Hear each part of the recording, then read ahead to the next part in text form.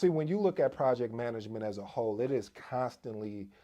changing. Matter of fact, the PMBOK 7 is out, and with the PMBOK 7,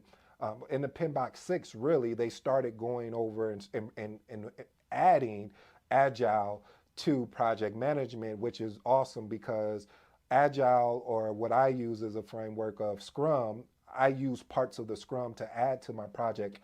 when I'm leading a methodology like a waterfall, because one of the things I found out that was very important, instead of having these long hour, 2 hour meetings, having these periodical check-ins, I found was more effective than just having these long meetings. You got people just sitting on there, just, they waiting for you just to lead the meeting the whole time, versus when you're going around the room and saying, okay, John, give me a quick 5 minute update where you're at on your task. All right, Sally, give me a 5 minute update on your task. Okay. And by the time, now everybody's responsible for bringing,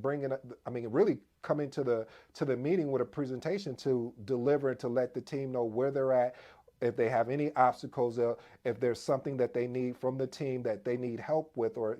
assistance. So when you look at that family, having the ability and adaptability to change, if you're not willing to change, I'm gonna be honest with you, this is probably not a career, this is not an opportunity that you're gonna embrace. But if you're willing to change, if you're willing to be uncomfortable, if you're willing to go through the pains of a project to seeing on the other side the success of the project, this is definitely for you.